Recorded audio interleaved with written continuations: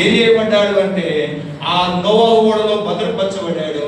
ఆయన పోషణ కొరక, ఆయన అక్కర కొరక, ఓడలో ఉన్న జంతువుల అక్కర కొరక అన్ని కూడా ప్రభు ఏం చేసినాడు, ముందుగానే నీ రక్షణలో కూడా అన్ని సిద్ధపరచబడ్డాయి. ఎందుకు లోక సంబంధమైన వాటి కొరకు పరిగెత్తి ప్రభు ఇచ్చే రక్షణను తృణీకరించి, ప్రభు ఇచ్చే రక్షణను కేవలం అల్పమైన దానిగా ఇచ్చి ఆత్మీయ జీవితంలో ఎందుకు నష్టం తెచ్చుకుంటావు కదా? గెహజీ దేని కొరకు పరిగెత్తినాడు అంటే నయమానేమో ఎలీషా ఏమో తృణీకరించినాడు, కానీ ఈయన చేశాడు, పరిగెత్తుకొని పోయినాడంట. ఎక్కడికి? ఎవరి దగ్గరికి? చదవండి. ఎక్కడికి పరిగెత్తినాడు? 2వ రాజుల గ్రంథం 4వ అధ్యాయం. 2వ రాజుల గ్రంథం 4వ అధ్యాయం. 2వ రాజుల గ్రంథం 4వ అధ్యాయము చదవండి. 4వ అధ్యాయం 5వ అధ్యాయము.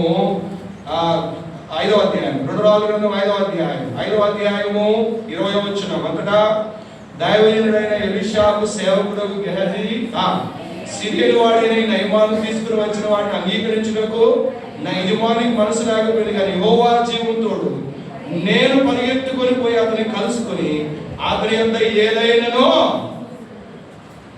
దీనికి మళ్ళా దేవుని పేరు కూడా వాడుకోడు.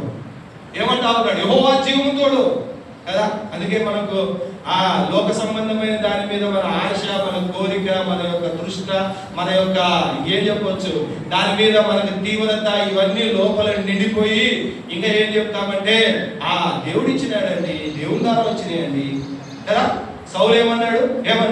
ఎందుకంటే గొర్రెలన్నీ సమకుండా వదిలిపెట్టావు అంటే దేవుడు ద్వారా నాకు అన్ని ఇవ్వబడ్డాయి అంటాను. మొదటి సమూయేలు గ్రంథం